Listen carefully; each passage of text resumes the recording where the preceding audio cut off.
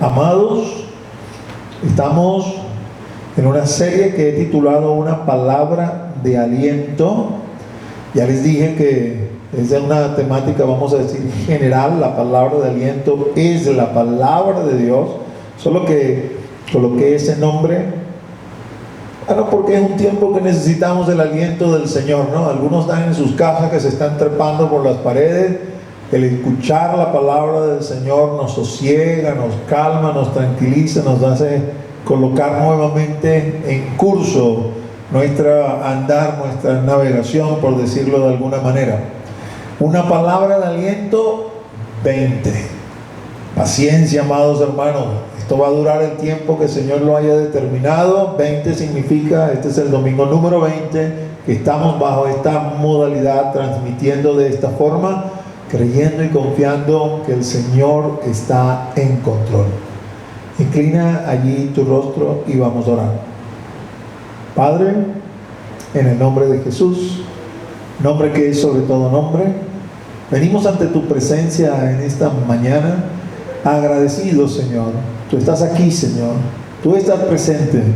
Tú, mi Dios, Señor, en medio de nosotros, Señor, creyendo que tú te estás moviendo para edificarnos. Tú te estás moviendo, Señor, para darnos tu palabra, para alentarnos. Tú, mi Dios, Señor, estás haciendo lo que tienes que hacer en cada uno de nosotros para que crezcamos, para que te busquemos, para que nos acerquemos más a ti.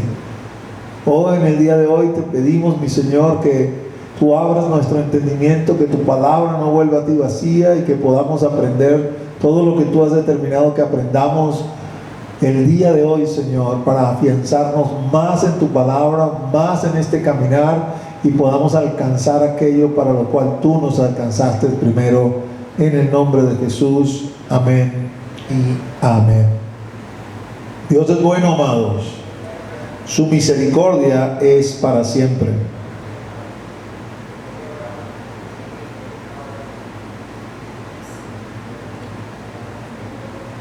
Hemos venido conversando, ¿no?, a propósito de una palabra que el Señor nos dio como iglesia. Desde el 2015 el Señor comenzó a hablarnos, nos dio una serie de versículos. Esos versículos, finalmente el año pasado, en diciembre del 2019, el Señor me impulsó a colocarlos todos en una lámina y a hacer como una suerte de resumen, y les dije: mire, este es un mensaje que el Padre nos ha dado desde el 2015. Es bueno que lo compilemos y lo tengamos todo en una sola lámina, por decirlo de alguna manera. No me imaginaba yo, y creo que ninguno de ustedes, de esta pandemia que se avecinaba, y definitivamente este mensaje que el Señor nos fue dando, vamos a decir, de a gotica, poniéndonos a examinar estos versículos, cobra vigencia el día de hoy para podernos mantener en el curso en que tenemos que estar, ¿no? Compilados ellos, hay una lámina que usted ya se conoce, el mensaje del Padre, lo he titulado, y simple y llanamente todos esos versículos compilados. Se la voy a leer. La semana pasada hablamos un poquito acerca de ella. Dado que he sido libertado del pecado y hecho siervo de Dios, según lo que dice Romanos 6:22. Además, su paz sobrenatural me guarda, según lo que dice Filipenses 4:7. Voy a procurar con todas mis fuerzas, alma, mente y corazón. Es decir, que en base a tres premisas que la palabra del Señor declara sobre mi vida: soy su siervo, he sido libertado del pecado, su paz guarda mi corazón y mi mente, una paz sobrenatural. Yo voy entonces a procurar con todo lo que tengo, de una forma intencional, al menos estas cuatro cosas. Número uno, estar en su casa todos los días de mi vida, en conformidad con lo que dice el Salmo 27:4. Número 2, ser santo, manteniendo como objetivo principal de mi existencia alcanzar la vida eterna, como termina o concluye Romanos 6:22. Serle agradable a Él, andando como es digno de su nombre, llevando fruto y creciendo en su conocimiento, en conformidad con lo que dice Colosenses 1:10. Y ocuparme en la oración con acción de gracias, en lugar de preocuparme por las dificultades de esta vida, conforme a lo que dice Filipenses 4:6. Si hacemos estas cosas, mis amados hermanos, créanme que no vamos a tener tiempo para más nada.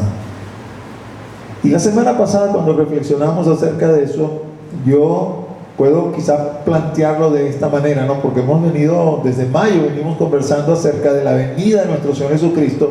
Este es un tema que apasiona y es un tema necesario, porque la palabra dice que debemos alentarnos los unos a los otros con este asunto de la venida del Señor, pero a veces nos desenfocamos de lo que es nuestra realidad aquí en la tierra, ¿no? Y yo les decía, mientras esperamos la venida del Señor, porque de que viene, y conocemos ciertas señales y estamos atentos a esas señales, el cumplimiento de esas señales marca cada vez más la cercanía, pero en el interín seguimos estando aquí. Y si sigo estando aquí, yo tengo entonces unas responsabilidades espirituales, y lo plasmé en una lámina para que usted lo tenga ahí en mente, unas responsabilidades espirituales que al menos la semana pasada hablamos de dos ámbitos de estas responsabilidades. Uno tiene que ver con lo personal, que de alguna forma está reflejada allí en esa lámina, ¿no? del mensaje del Padre, porque en lo personal usted y yo tenemos la obligación o la responsabilidad de orar, de ayunar, de leer y estudiar la palabra y de ser santo. Esas son nuestras responsabilidades personales. Hoy por hoy tenemos abierto, vamos a decir, el tiempo disponible para que ninguna de estas cosas nos falte. Muchos de nosotros estamos en nuestras casas y nuestros trabajos o nuestros empleos nos pagan para que nos quedemos en nuestras casas, para que nos quedemos en nuestras casas orando, leyendo y estudiando la palabra, ayunando y procurando ser santo. Ser santo quiere decir apartado del pecado, apartado para Dios. Pero no solamente les hablé la semana pasada que tenemos una responsabilidad en lo personal, también tenemos una responsabilidad en lo eclesial. La esfera eclesial, cuando les he hablado de nosotros como hermanos, como iglesia, a veces hablamos de nosotros reunidos aquí, pero es una esfera que también afecta a nuestro entorno.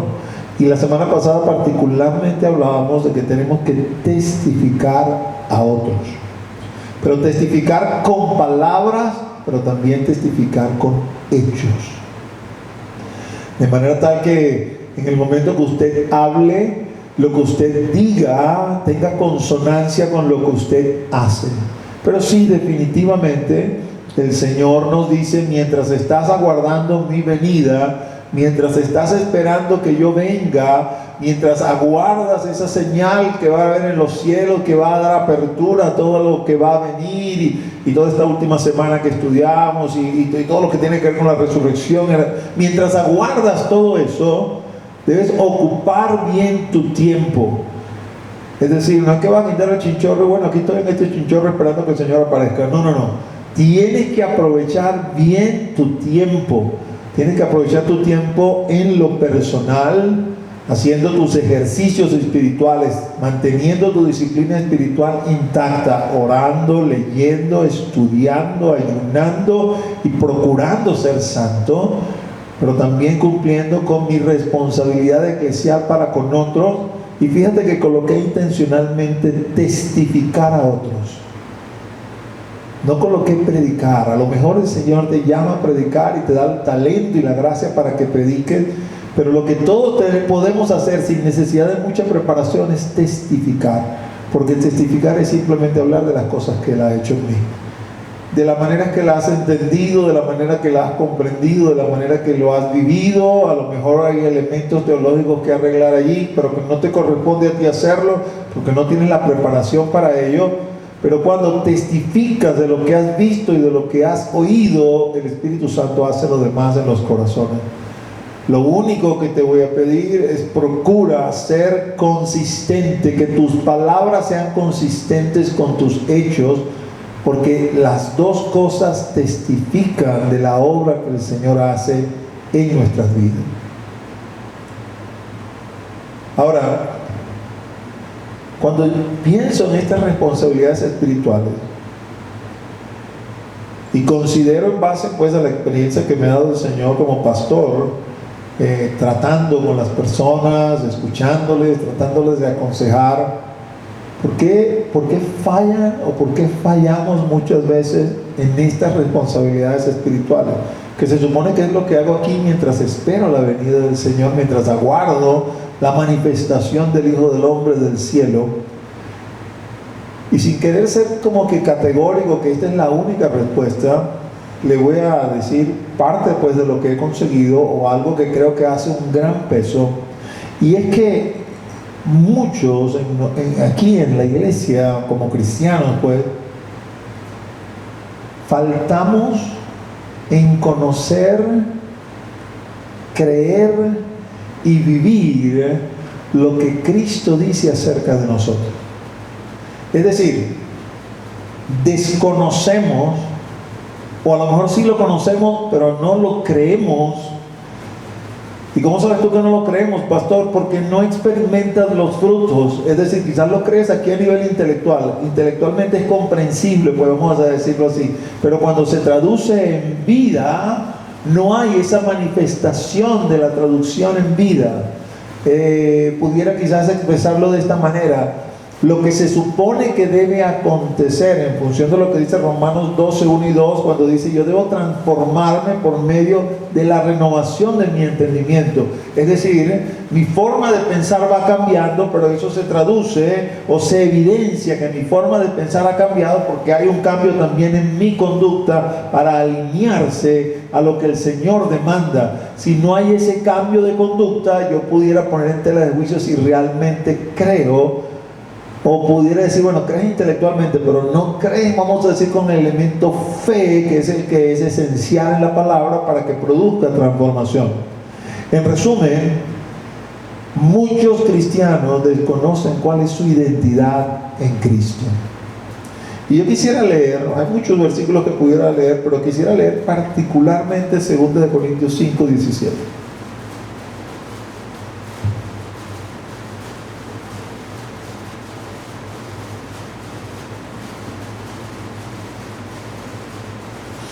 Segunda de Corintios 5, 17.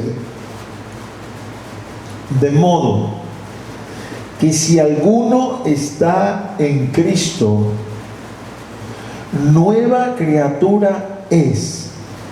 Las cosas viejas pasaron, he aquí todas son hechas nuevas. Amados, este es un versículo que usted se tiene que aprender de memoria. Y tiene que creerlo con su mente y con su corazón. Muchas veces, cuando atiendo a gente en mi oficina y escucho frases, yo siempre he sido así. No, esa es la historia de mi vida. No, inmediatamente los detengo y le digo, un momentico, vamos a leer la palabra. Porque la palabra o funciona o no funciona. Y naturalmente para que la palabra funcione tiene que obrar el Espíritu Santo de Dios, que es un agente externo, vamos a decirlo así, que yo no puedo moverlo a mi voluntad. Yo puedo rendirme para que Él se mueva, pero si no me rindo, Él no se mueve. Y básicamente lo que quiero enseñarle a las personas es, si está escrito, es así y Dios no miente. Si yo no lo estoy experimentando, el problema no está en Dios, el problema está en mí.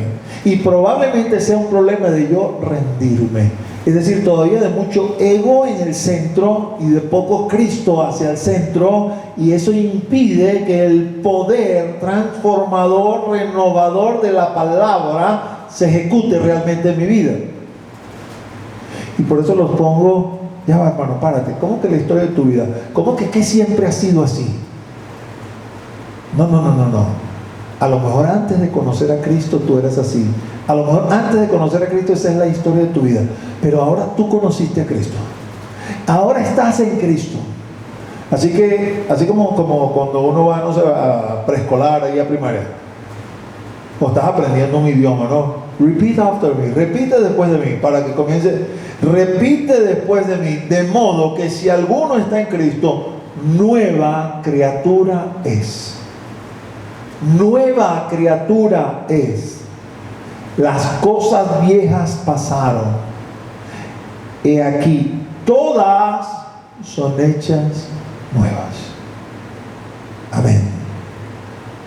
Eso es lo que dice el Señor. Y si eso lo dice el Señor, tiene que ser una realidad en mi vida. Esto no lo digo yo. Esto no lo dice una filosofía.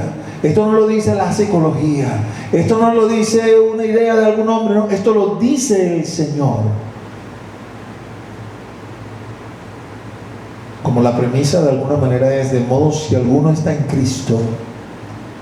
Creo que es lo primero que tendríamos que estudiar en este sentido, porque básicamente lo que quiero el día de hoy, hasta donde el Señor me permita llegar, ¿no? Creo que voy a tener que hablar unas 2 o 3 veces acerca de esto, es que entendamos que para yo poder cumplir con mis responsabilidades espirituales, es para yo poder hacer lo que debo hacer para con respecto a mi persona y con respecto a los demás, mientras estoy aguardando la venida del Señor, yo tengo que estar claro en la vida de quién soy.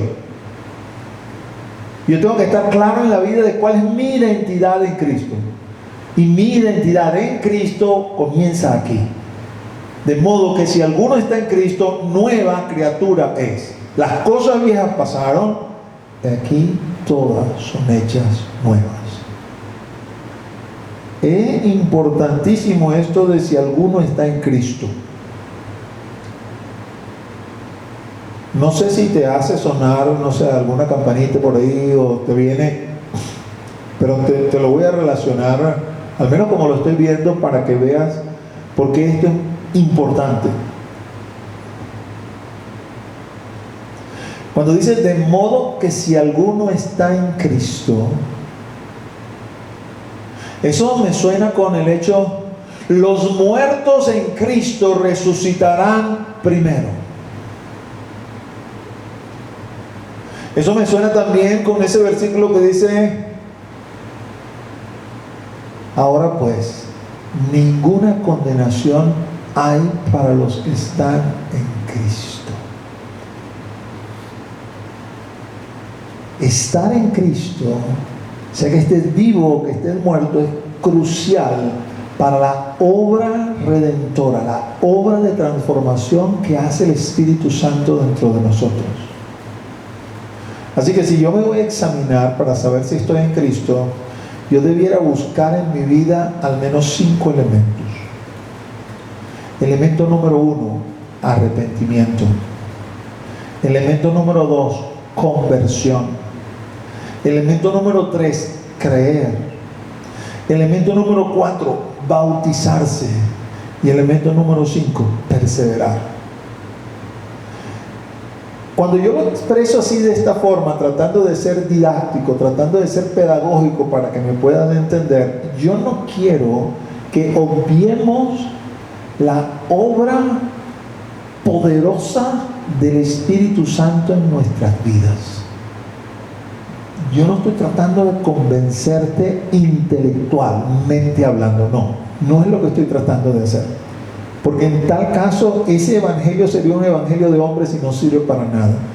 Yo estoy tratando de desglosar las cosas como un maestro para presentártelas y que tú las puedas entender. Pero necesariamente la operación de transformación, eso de que ya soy, que ya lo viejo pasó, que soy nuevo y que todo ha sido hecho nuevo en él, eso lo hace el Espíritu Santo de Dios. Pero hay una parte que me corresponde en el momento que me acerco a Él para rendir mi vida, que es la que produce la transformación, porque es ese encuentro con el Espíritu Santo de Dios. Es lo que determina que yo estoy en Cristo.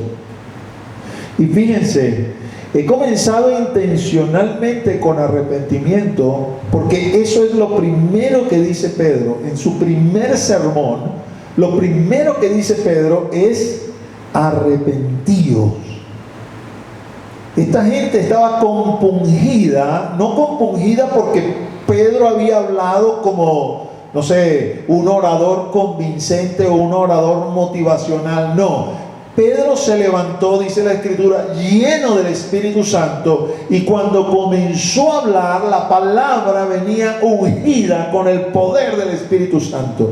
Y esa unción de poder sobre la palabra que la requieres para testificar que la unción de Dios esté sobre ti, para que la palabra, que es como una espada de doble filo, penetre hasta lo más profundo y comienza a compungir a la persona. Estos hombres compungidos le dijeron a Pedro: ¿qué haremos? Y Pedro le dijo: arrepentíos y bautizados. Pero lo primero es arrepentimiento. ¿Cómo ha cambiado el mensaje de la iglesia hoy en día? Que muchas veces no estamos buscando arrepentimiento, lo que estamos buscando es que repitan la oración de fe, o lo que hemos llamado la oración de fe.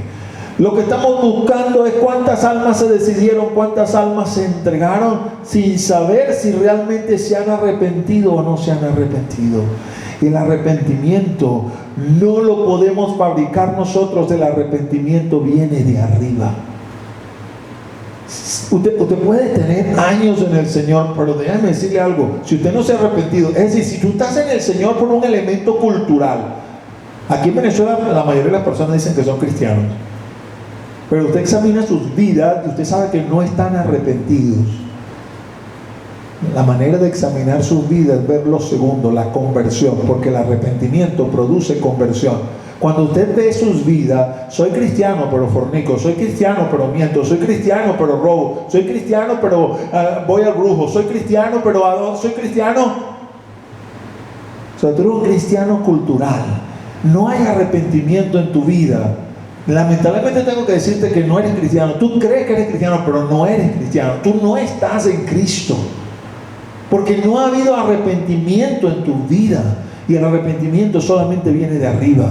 El arrepentimiento no son cargos de conciencia por algo mal hecho o porque te descubrieron en el acto y entonces te dio un ataque de vergüenza. No, el arrepentimiento viene de arriba, viene dado por el Espíritu Santo de Dios.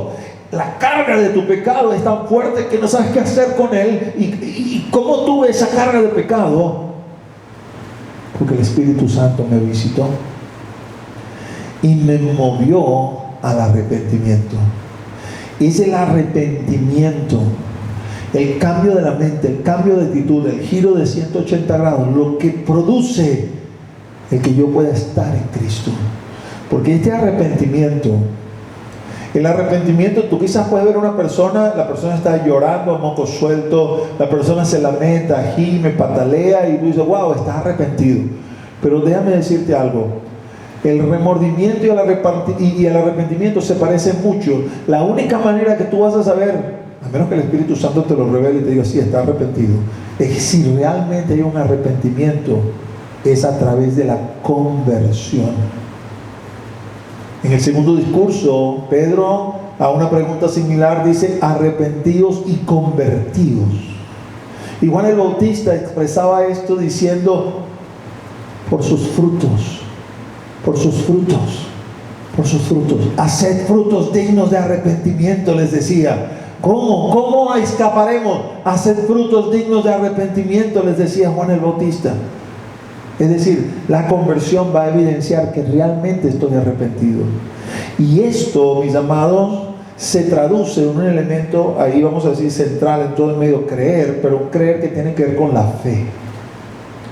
Donde, sin darte cuenta, para arrepentirte, ya el Señor te había dado una porción de fe para que puedas responderle, pero luego esa fe se establece, se cimenta, crece, porque entiendes que el justo vive por fe.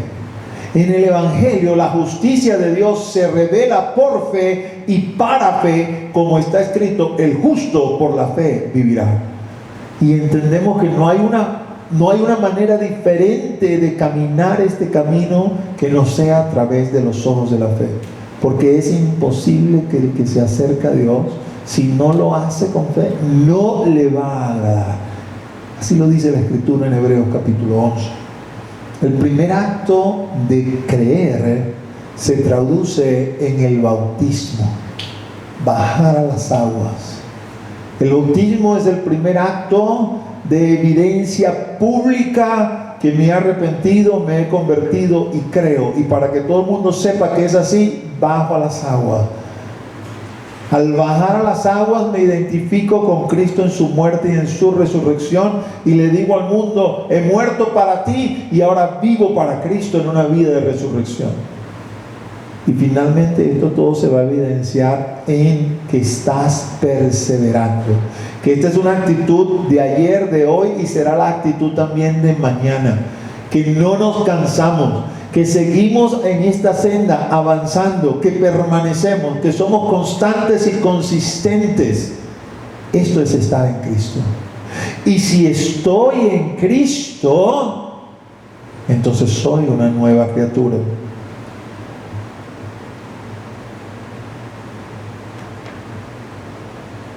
Creo que debo hacer hincapié un poco en el hecho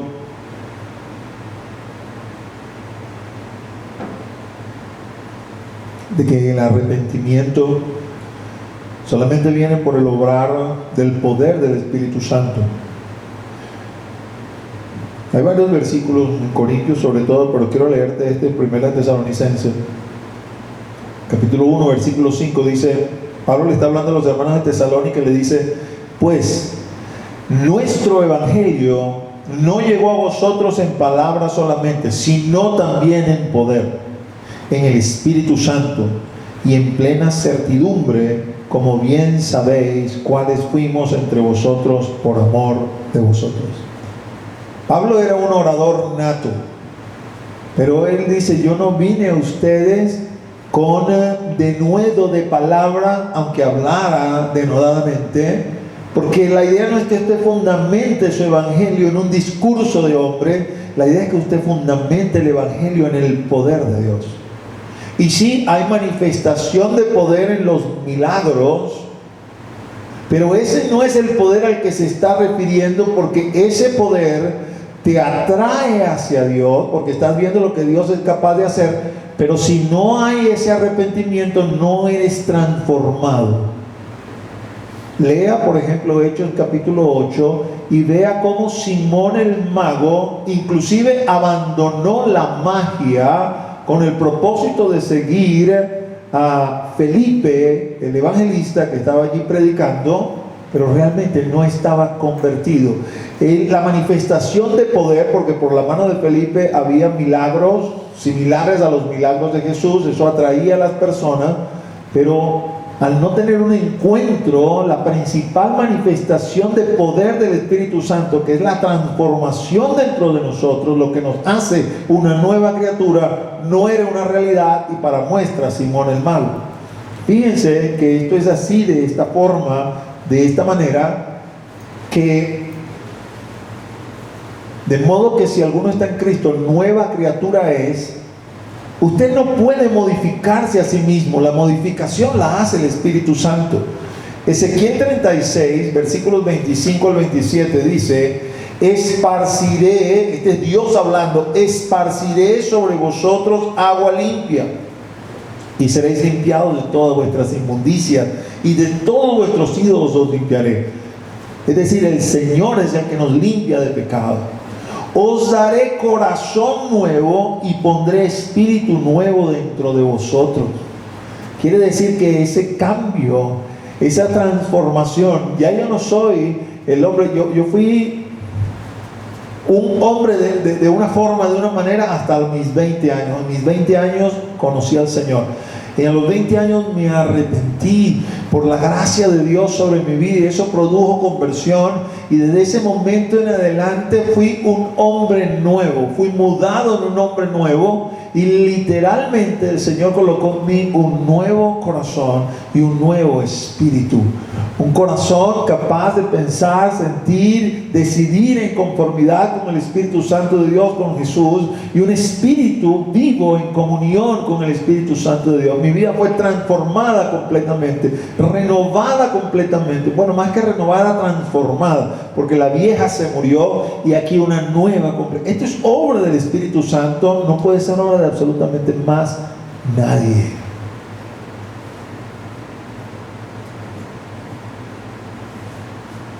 ¿Sabes? Y quiero que lo pienses de esta manera para que me entiendas lo que te quiero decir.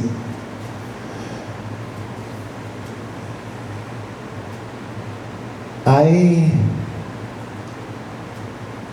cualquier cantidad de personas a nuestro alrededor que pueden testificar en contra de nosotros.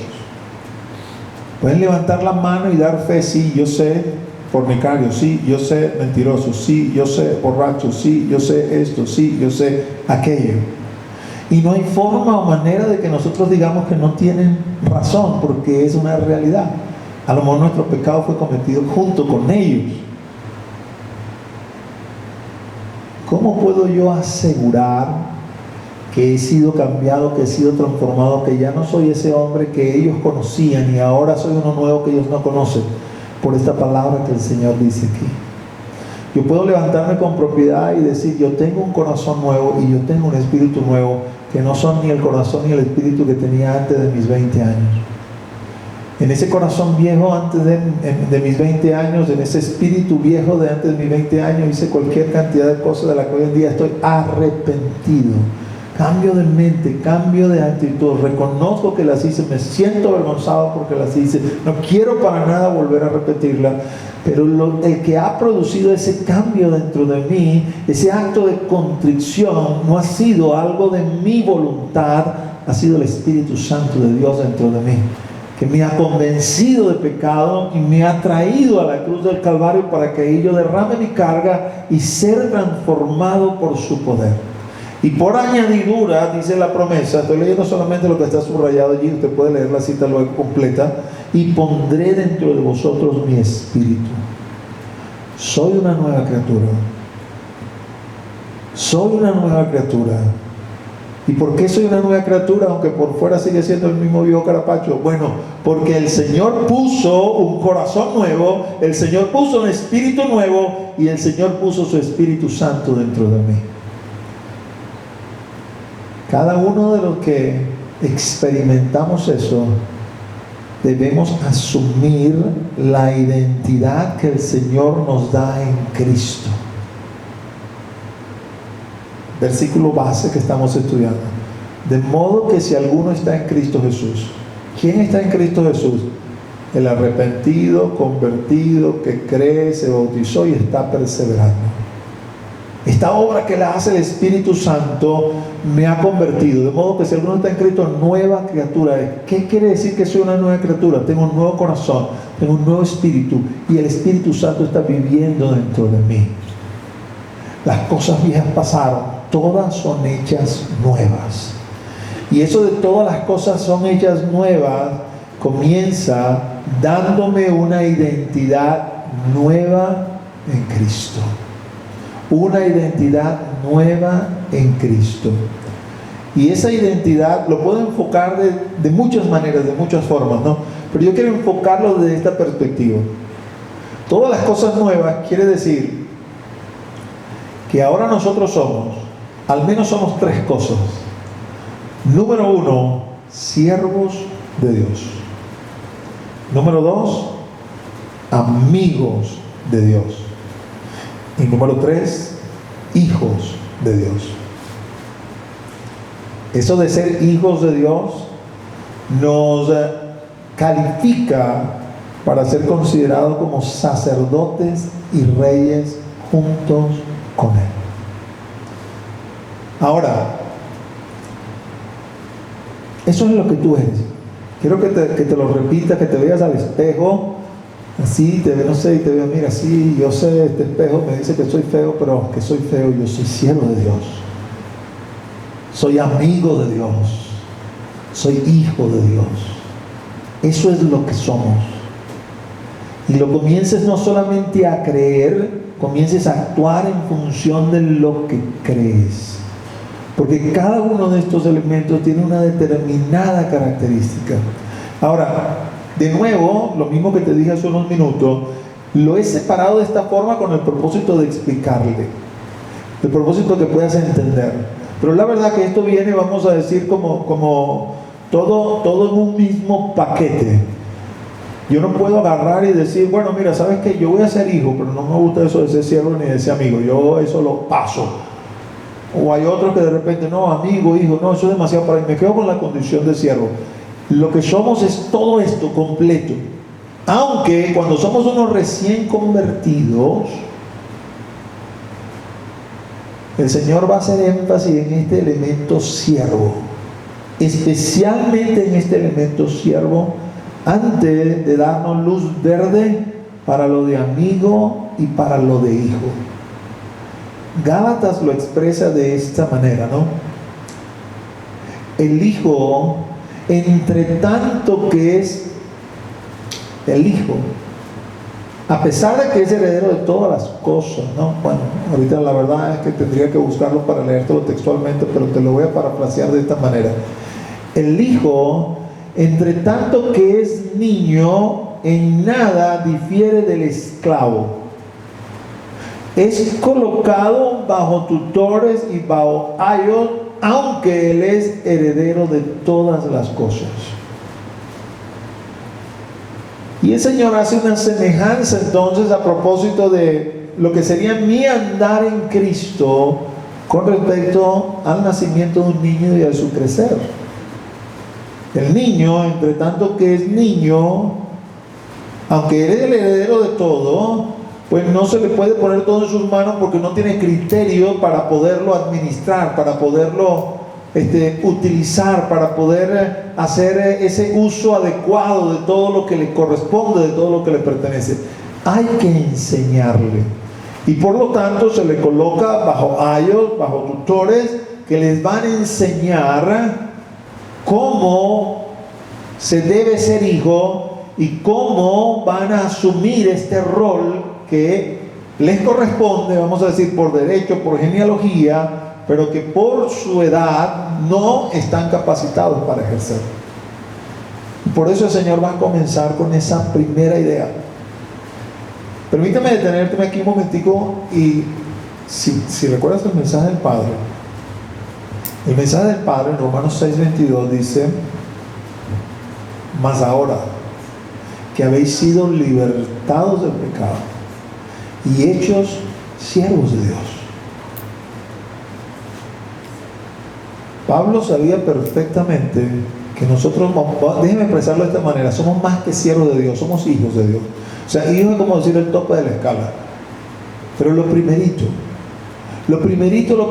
que nos va a mostrar, nos va a revelar y nos va a decir: con esto es suficiente. Mas ahora que habéis sido libertados del pecado y hechos siervos de Dios. Mira, aunque no seas su amigo y aunque no te constituya en su hijo, con el hecho de que te constituya en su siervo, con eso te basta. Con eso tienes suficiente para procurar como fruto la santificación y como fin la vida eterna. Con el hecho de que te constituya su siervo, con eso tienes suficiente para animarte a vivir esta vida en conformidad con lo que Él desea, con lo que Él quiere, para alcanzar las promesas que Él te ha dado. Más adelante Él te va a mostrar: te he hecho más que mi siervo, te he hecho mi amigo, te he hecho más que mi amigo, te he hecho mi hijo. Pero todo comienza allí con siervo. Y de hecho es bien interesante, ¿no? Porque eso, Romanos 6:22, es como la conclusión. Luego viene el 23, que dice que la paga del pecado es la muerte, ¿no? Pero la dádiva de Dios es la vida eterna. Pero el razonamiento de Romanos capítulo 6 es básicamente lo siguiente: antes de que fueses un siervo de Dios, eras un siervo del pecado. Y hay solamente dos alternativas para ti como ser humano: o eres esclavo del pecado o eres esclavo de Dios. No hay otra alternativa para ti. No, pero yo nací para ser libre, yo quiero ser un alma libre. No existe tal cosa. O eres esclavo del pecado o eres esclavo de Dios. Pero eso de que, no sé, como en la Segunda Guerra Mundial, eso es como Suiza, ni con los alemanes ni con los aliados. No existe eso en el reino de Dios. O somos negros o somos blancos, pero eso de grises, eso no existe. O es una cosa o es la otra, pero algo intermedio no es factible. Y cuando Pablo le hace entender a los romanos: por la acción de su poder has dejado de ser esclavo del pecado para convertirte en un esclavo de Dios, les hace entender: por esto tienes que gozarte y regocijarte, porque eres libre de condenación. Y aunque solamente seas un esclavo en el reino, está muchísimo mejor que en el reino de las tinieblas. Este principio está detrás del razonamiento del hijo pródigo. El hijo pródigo, cuando decide regresar a la casa de su padre, ¿en qué piensa? En los siervos de su papá. Y dice, ¿saben? En la casa de mi papá hasta los siervos están mejor que yo. Así que yo mejor me regreso y le pido perdón por mi pecado y le digo, ¿sabes? Ya no soy digno de ser tu hijo, pero hazme un siervo, y si me haces un siervo tuyo, con eso voy a ser feliz toda mi vida, porque los siervos tuyos en tu casa están mejor que lo que yo he conocido, lo que yo he sido. Esta es la realidad espiritual. Pero cuando tú te preguntas, porque hay personas orgullosas que esto de siervo, de esclavo, no sé, lo relacionan con cachifo, con mucamo, con algo así, y le da ver y le da ello porque no quieren ser eso. Cuando vamos a la Escritura y nos preguntamos ¿por qué tengo que comenzar como siervo? Déjame leerte Mateo 7. Mateo 7, versículos 21 al 23 dice: no todo el que me dice Señor, Señor entrará en el reino de los cielos, sino el que hace la voluntad de mi Padre que está en los cielos. Muchos me dirán en aquel día, Señor, Señor, no profetizamos en tu nombre, y en tu nombre echamos fuera demonios, y en tu nombre hicimos muchos milagros. Y entonces les declararé: nunca os conocí, apartaos de mí, hacedores de maldad. Esta es la realidad del reino. Mateo 5 al 7, Sermón del Monte, eso es como la constitución del reino. Él viene hablando del reino de los cielos, viene anunciando el reino de los cielos, arrepentido porque el reino de los cielos se ha acercado. Y en ese primer sermón que Mateo nos relata, del 5 al 7, están establecidos los principios del reino. Y en este versículo 21 dice de una manera clara: no todo el que me dice Señor, Señor. ¿A quién no le dice Señor en este mundo occidental? Bueno, sí, consigues uno que otro ateo, otro que otro con una idea un poco rara, pero mayoritariamente en el mundo occidental, lo cual incluye a Venezuela, Jesucristo es el Señor. Nadie le expresa decir el Señor Jesús. A lo mejor no dice mi Señor, pero dice el Señor Jesucristo. No todo el que me dice Señor, Señor entrará en el reino de los cielos, sino el que hace la voluntad de mi Padre que está en los cielos. El Señor nos enrumba como primera instancia: ok, te voy a transformar, voy a cambiar tu identidad, y lo primero que tienes que entender es que eres siervo. No cualquier siervo, eres siervo de Dios, pero eres siervo porque hay una lección que el Señor nos quiere enseñar. Una lección que identifica al cristiano. Y lo he expresado de esta forma: cristiano es igual a obediencia. La mayoría de nosotros llegamos al Señor y lo menos que sabemos es obedecer. Y dígame si nos convertimos viejos, venimos con malas mañas hasta el cansancio. Y el Señor tiene que ordenar nuestra vida. Te convertiste, es una conversión genuina. El Espíritu vino sobre ti, arrepentimiento. Pero no hay manifestación de la conversión porque eres un niño en Cristo. Cuando dice el niño en nada difiere del esclavo, lo que nos está diciendo es: no ha sido deslastrado de todas las malas mañas y malas costumbres que trae, y piensas, ¿no?, que por esta parte, vamos a decir, emotiva que sientes, este gozo, este primer amor que hay dentro de ti, piensas que vas a seguir siendo el mismo que fuiste y te consigues. No, eres totalmente nuevo y tienes que aprender de nuevo todo, desde la A. Comenzar como quien no sabe nada. Y la primera lección que vas a aprender es a obedecer, porque hasta el sol de hoy te has manifestado como desobediente con D mayúscula. Y en mi reino, dice el Señor, ningún siervo es desobediente. Los siervos desobedientes están con Satanás y sus demonios, que el Señor los reprende. En mi reino, mis siervos son obedientes. Pero como sé que por tu naturaleza vieja vienes rebelde, egocéntrico, orgulloso, soberbio, desobediente, lo primero que te voy a enseñar es la obediencia. Y para que no quede duda, de que esto es crucial para nosotros como cristianos, no solamente por ese principio del reino. No voy a entrar al cielo por decir Señor, Señor, voy a entrar al cielo porque obedezco a papá. Cuando coloca como ejemplo a su hijo, su unigénito, en Filipenses 2, el versículo 5 y 8. Pablo le dice a los hermanos de Filipo: haya pues en vosotros este sentir que hubo también en Cristo Jesús. Nos amonesta y nos indica: en ti tiene que haber el mismo sentir que hubo en Cristo, porque eres cristiano. Cristiano quiere decir que le estamos siguiendo a sus enseñanzas. Es el versículo 5. El 8 dice: y estando en la condición de hombre, se humilló a sí mismo, haciéndose obediente hasta la muerte, y muerte de cruz. ¿Sabes? Si había alguien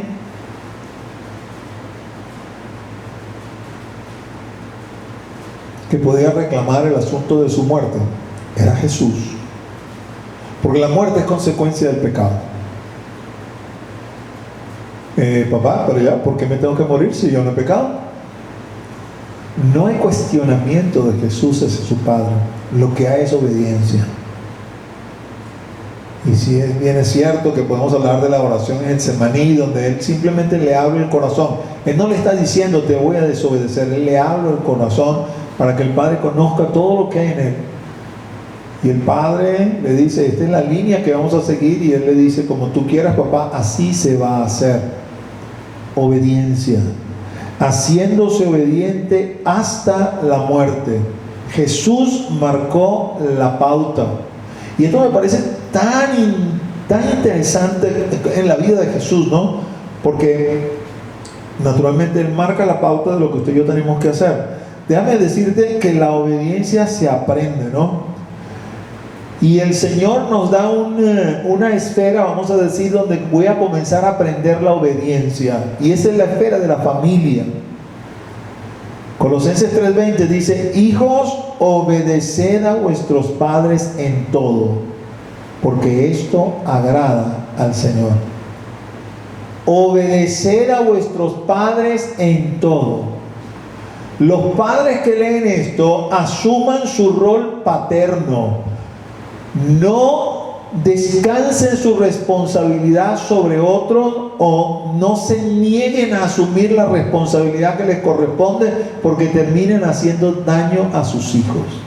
Hay versículos que le van a decir a los padres cómo tienen que hacer esto, pero tenemos que hacerlo, porque la demanda a los hijos es: obedezcan a sus padres en todo,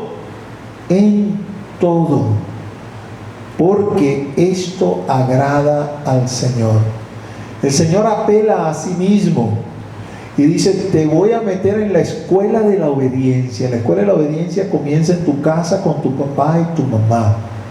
Allí tienes que aprender a obedecer, porque si quieres ser un cristiano exitoso, genuino en el reino, tienes que comenzar siendo un siervo, y lo que caracteriza a los siervos es la obediencia.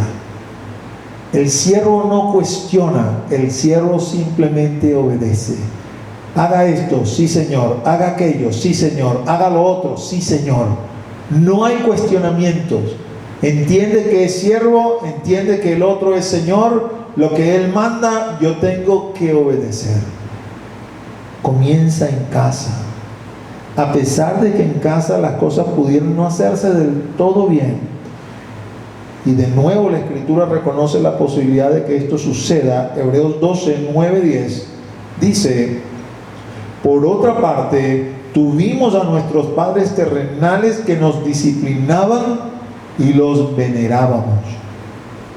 ¿Por qué no obedeceremos mucho mejor al Padre de los Espíritus y viviremos? Y aquellos, refiriéndose a nuestros padres, ciertamente por pocos días nos disciplinaban, como a ellos les parecía. Pero refiriéndose a Dios, para lo que nos es provechoso, para que participemos de su santidad. Es decir, da la posibilidad de que el padre o la madre ejerce su rol de disciplina, su exigencia, su demanda de obediencia conforme a lo que a él o a ella le parece, y esto no necesariamente esté como que bien o alineado quizás a los parámetros de Dios que dirigen hacia la santidad, vamos a decirlo así. Tómese por ejemplo los hijos de Recab, en Jeremías 35, si no ando equivocado. Recab le dio una orden a sus hijos. Sus hijos no eran nazareos, no estaban consagrados al Señor, pero a él le pareció bien demandarle a sus hijos: usted no va a beber vino ni va a beber del fruto de la vid, y usted no se va a construir una casa, usted va a vivir siempre en una tienda de campaña. Cuando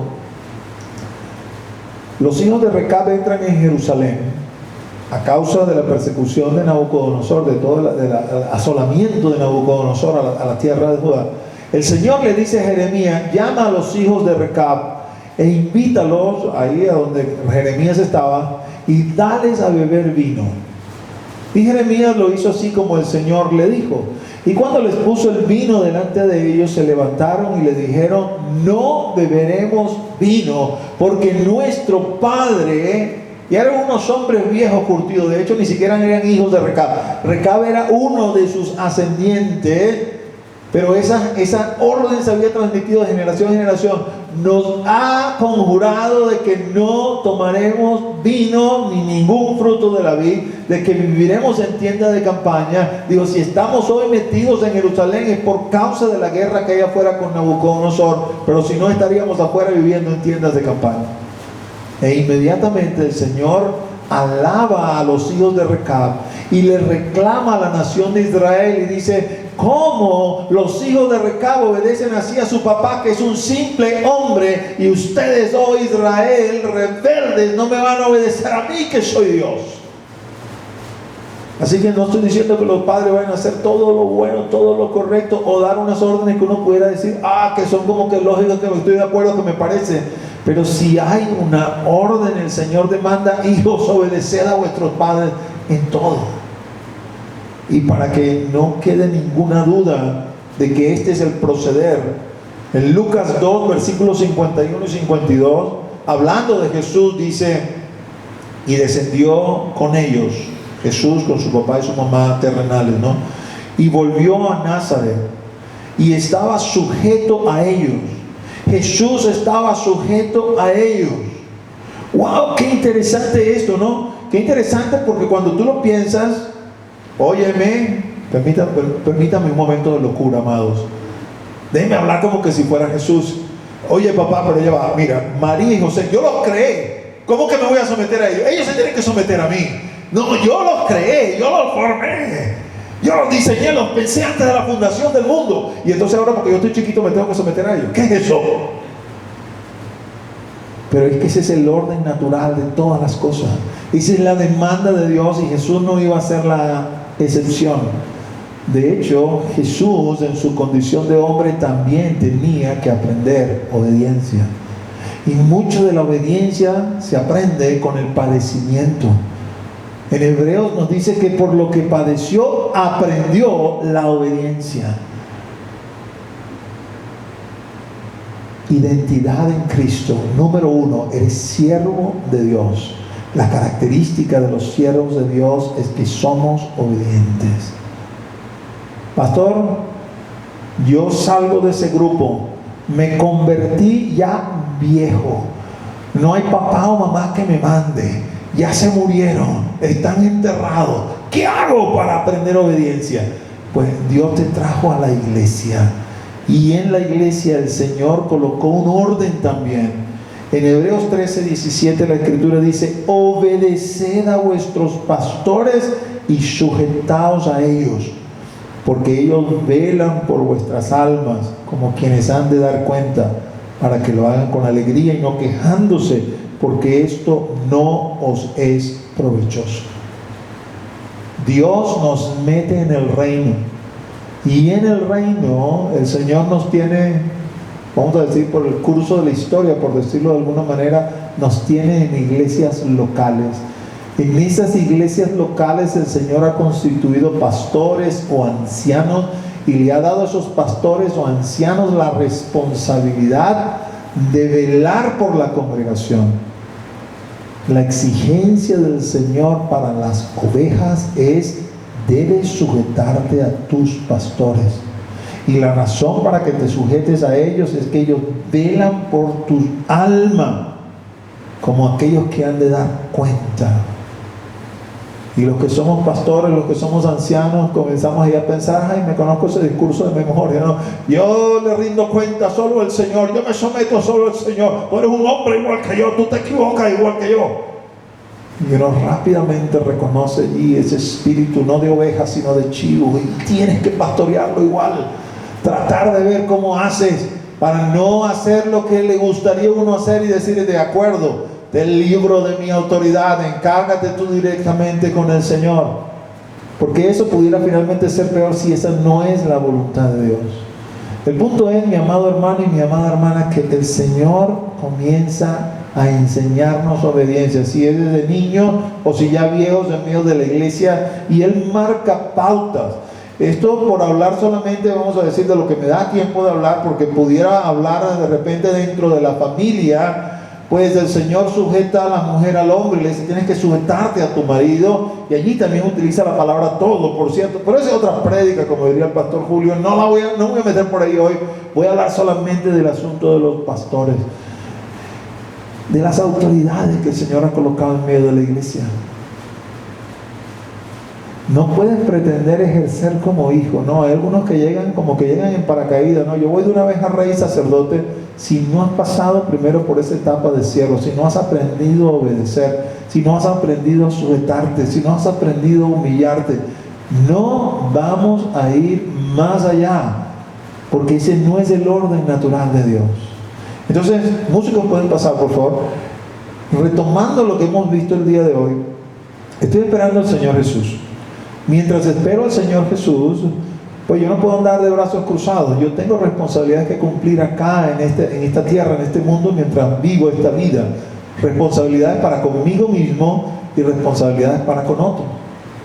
Y muchas veces me consigo inhabilitado para cumplir con esas responsabilidades.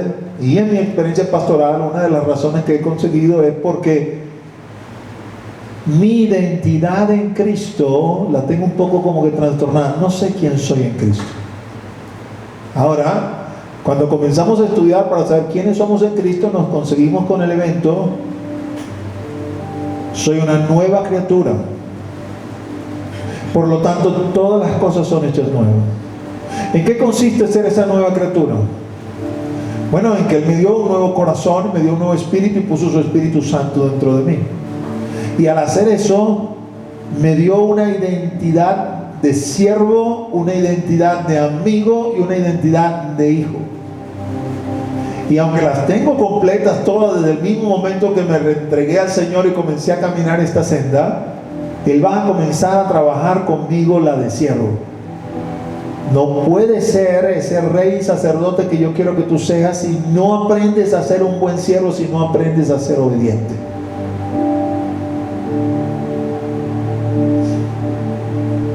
Yo vengo de una familia, vamos a decir, bastante normal, por decirlo de alguna forma. Como la figura del padre y la madre presentes. Y sí hubo un aprender de obediencia añadido a que estudié en el liceo militar. Pero realmente en el fondo había una gran actitud de rebeldía. Y como no la podía manifestar para con los que veía, mi papá, mi mamá o mis autoridades superiores en ese ámbito militar, pues equivocadamente la manifestaba para con Dios, que no lo podía ver, y que es la autoridad suprema, ¿no? Antes de convertirme, recuerdo momentos de haber expresado: mamá es bastante devota católica, y a veces yo decía: voy a hacer tal cosa, y ella le añadía el colorario: si Dios quiere, y yo terminaba de rematar: y si no quiere también. Terrible, esto del orgullo, esto de la soberbia, esto de estar no está centrado en la vida, ¿no? Algunos lo manifiestan así de esa forma, otros lo hacen con su vida pecaminosa, ¿no? Tienen una vida licenciosa, tienen cualquier cantidad de cosas que, aunque quizás no digan eso, a lo mejor se dan golpes de pecho, Señor, Señor, pero su vida de pecado evidencia totalmente otra cosa. El punto es acá el siguiente: venimos al Señor, y cuando venimos al Señor, lo primero que el Señor nos va a enseñar es: tienes que aprender a obedecer. Es vital. Sí, eres un siervo, eres mi siervo, y eso es mejor que cualquier otra cosa. Mis ángeles son mis siervos y están buenísimos. Mis ángeles no son mis amigos y no son mis hijos, son mis siervos, pero lo máximo. Y yo te voy a constituir más allá que ellos, pero comenzamos por aquí. Y tienes que comenzar a obedecer. Y yo recuerdo cuando mi esposa y yo nos preparábamos para irnos al campamento, había un hermano allí que estaba constituido en autoridad. El pastor nos llamó, Sabino nos llamó, a mi esposa y a mí, nos dijo: bueno, mira, ok, ya sé que tienen testimonio, ya sé que se van a ir. Debo decirles lo siguiente, ¿no? Si ustedes sobreviven a fulano de tal, van a permanecer en el campamento. Pues nosotros no entendimos muy bien lo que eso significó hasta que no estuvimos metidos en la candela. Y eso significó aprender a obedecer. Eso significó sufrimiento. Eso significó luchas internas. La primera vez que me quise ir del campamento, cuestionaba al Señor por la forma que hacía las cosas. ¿Por qué tengo que hacerle caso a este? ¿Por qué tengo que hacerle caso a este otro? ¿Por qué hacen las cosas de aquí así? Y solamente me tranquilicé porque el Señor en su misericordia me habló de dos formas. Uno, mi esposa me dijo: si te vas solo.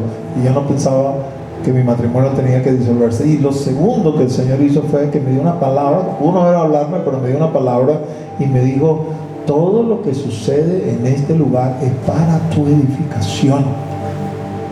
Y entonces yo entendí, a regañadientes en ese entonces, pero entendí: hay que bajar la cabeza, hay que humillarse y aprender todo lo que el Señor quiere enseñarte, porque de esto depende el que seamos los siervos de Dios que Él quiere que nosotros seamos y alcancemos otras cosas. Eso duele, pastor. Eso mueve las entrañas, eso es difícil. Claro que lo es. Y por eso quiero terminar leyendo este versículo, esperando que este versículo te consuele.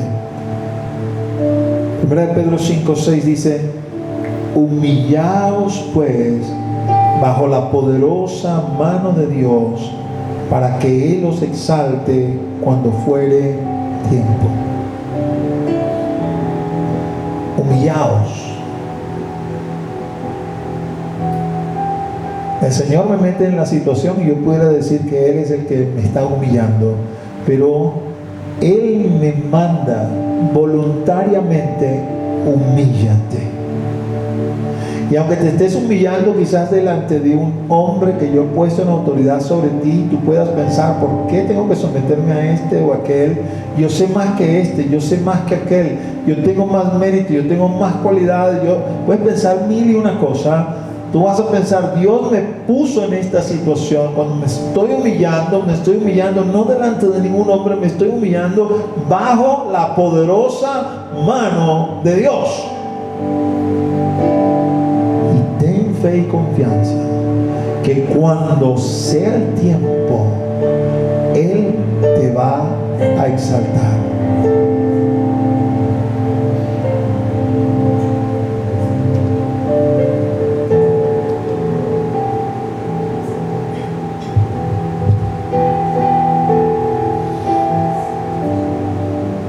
Hace años, 1992, el Señor trató con mi vida y yo pude reconocer mi error, un error que tenía que ver con rebeldía. Y cuando finalmente hablé con el pastor y el pastor entendió, me dijo: sabes, tú no eres cualquier miembro de la congregación, tú eres uno de los ancianos de la congregación. Y por lo tanto, no solamente tienes que pedirme perdón a mí, tienes que pedirle perdón a la congregación. La congregación te ve como un ejemplo. Y yo entendí que sí, que él tenía razón, ¿no? Y esa noche, cuando hicimos el servicio, y hicimos servicio todas las noches, pasé adelante para pedirle perdón a la congregación. Pero cuando estaba pidiéndole perdón a la congregación, el Señor me dijo, mi espíritu me dijo, no, así no, arrodíllate. Y me humillé bajo la poderosa mano de Dios. Me puse de rodillas delante de la congregación y de rodillas le pedí perdón a la congregación por mi rebeldía, por mi mal ejemplo, por mi mala conducta. Pasaron los años, mi relación con Dios cambió, fue transformada completamente. Entendí que por ese pecado Él pudo haberme desechado, pero no lo hizo por misericordia. Y aunque quizás ese no sea en términos humanos el pecado más grave que yo pudiera haber cometido, definitivamente para mí es el más grave, por el cual me pudo haber condenado y no me condenó. El pecado por el cual yo sentí que Él me perdonó mucho y en retorno he podido amarlo mucho. Y pasaron los años y en el año 2008 había pasado 16 años de ese evento, ya era miembro de acá de la congregación y le había parecido bien a los ancianos, a los pastores que estaban en ese entonces, que fuésemos constituidos pastores, el pastor Ignacio, el pastor Julio, el pastor Juan y mi persona. Y ya Eric nos había hablado a propósito de cómo iba a ser la ceremonia de ordenación, pero digamos omitió un detalle, quizás porque se lo olvidó. Lo cierto del asunto es que cuando estamos en la tarima, él nos dijo, arrodíllense. Pues nos arrodillamos sin pensarlo mucho, pero no estaba, vamos a decir, en el libreto, ¿no? Nos quedamos los cuatro así como ponchados, pero nos arrodillamos, ¿no? Y mientras Eric oraba junto con David y Marlon y nos ponían las manos encima, había un pastor invitado también de Valencia, no recuerdo si había algún otro de la misión que había venido, y estábamos ahí orando y yo tenía mis ojos cerrados. De nuevo el Espíritu Santo me habló y me dijo, es la segunda vez que te arrodillas delante de una grey. La primera fue para humillarte. Hoy yo te exalto. Humíllate bajo la poderosa mano de Dios, para que cuando sea su tiempo, Él te va a exaltar. Aquí en esta vida o en la venidera, Él te va a exaltar. Porque nuestro Dios no miente. Su palabra permanece fiel y permanece firme. Inclina tu rostro allí, vamos a orar. Padre, en el nombre de Jesús, nombre que es sobre todo nombre, venimos ante tu presencia. En esta mañana aún agradecidos, tú estás aquí. Tú estás aquí, mi Señor. Y yo te ruego, mi Dios, que tú obres en nuestros corazones, Señor. Y que tú, mi Dios, Señor, nos hagas entender la importancia de que sepamos quiénes somos en ti, Señor. Somos tus siervos, somos tus amigos, somos tus hijos, Señor. Pero que no podemos, Señor, ser realmente eso si no practicamos una obediencia en conformidad con tu mandato y en conformidad con tu palabra. Una obediencia con la cual quizás no siempre vamos a estar a gusto, no siempre vamos a estar de acuerdo, pero que no podemos saltarnos, Señor, para venir directamente a ti, aunque ciertamente como hombres tú eres nuestra cabeza, pero tú pones autoridades sobre nosotros, Señor, y nos demandas, Señor, obediencia a esas autoridades. Aunque muchas veces duele, muchas veces, mi Dios, es humillante, tú estás en el asunto para moldearnos, porque tú nos disciplinas con el propósito de que participemos de tu santidad y alcancemos la vida eterna. Así que yo te pido en esta mañana que tú obres sobre cada uno de los que están escuchando, cada uno de los que están conectados, Señor, y trabajes en sus vidas, Señor. Trabajes en las vidas de los que estamos aquí, mi Dios, para enseñarnos estas verdades espirituales y que podamos asumirlas, Señor. Es menester que seamos obedientes como tú lo fuiste, obedientes hasta la muerte si es preciso, así sea muerte de cruz, Señor.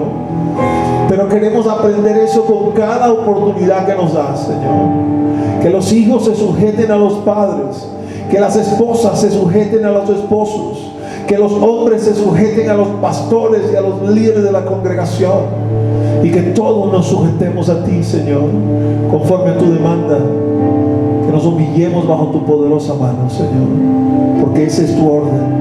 Eso es lo que nos caracteriza como siervos, Señor,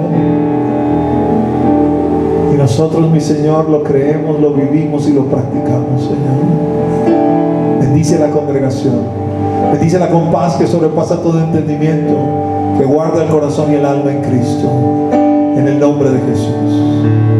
Levanta tus manos allí y vamos a adorar al que vive por los siglos de los siglos. Aleluya. Estos ojos hoy brillan.